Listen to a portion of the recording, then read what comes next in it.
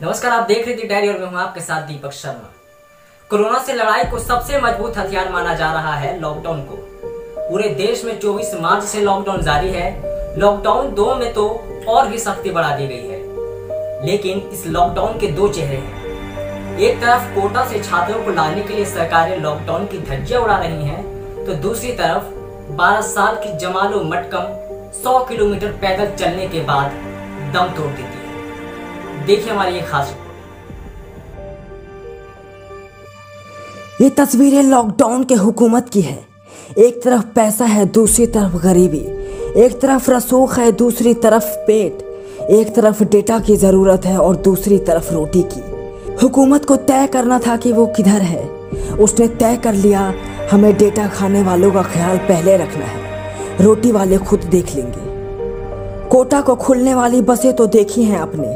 योगी आदित्यनाथ के बाद शिवराज सिंह चौहान ने भी 140 बसों का काफिला लाखों के फीस चुकाकर बच्चों को डॉक्टर इंजीनियर बनाने का सपना देखने वालों के लिए ग्वालियर से कोटा रवाना कर दिया गया।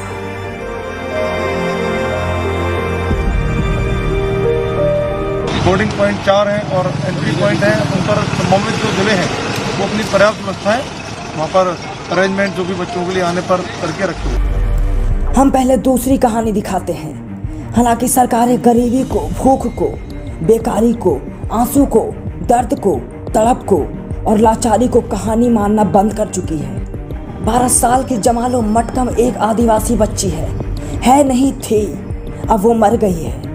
वैसे गरीबों की मौत के हिसाब नहीं रखे जाते हैं, लेकिन हम चाहते हैं कि सभ्यता की बर्बरता के इतिहास में जमालो मटकम की शिनाख्त बाकी रहे, इसलिए आपको उसकी कहानी सुननी पड़ेगी।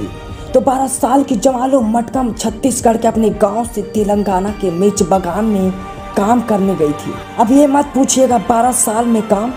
साहब, गरीब बच्चों का बचपन नहीं होता, वो तो सीधे बड़े हो जाते हैं।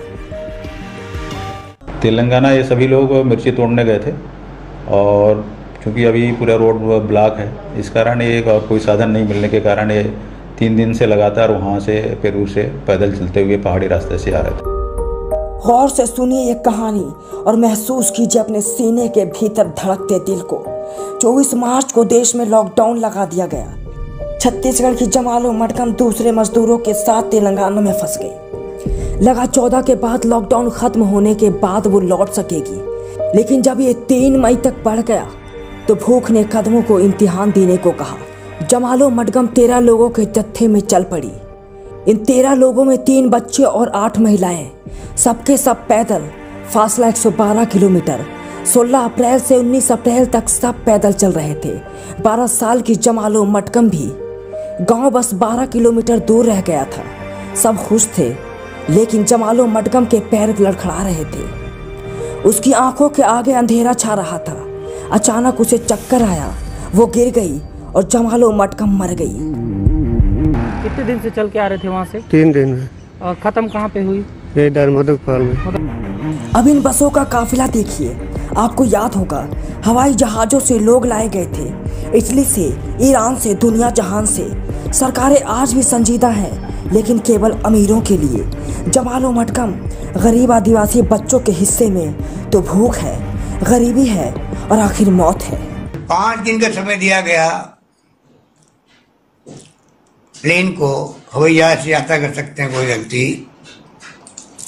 रेलगाड़ी का भी कहा गया, तो क्या कारण था कि लॉकडाउन 4 घंटे की नोटिस में कर दिया गया, तो जो प्लेन और ट्रेन में नहीं जा पाए वो कैसे जाते? सोचिए कि सरकारों की संवेदना के 2 फांकों के बीच में इस देश के गरीबों का अस्तित्व कहाँ अटका हुआ है।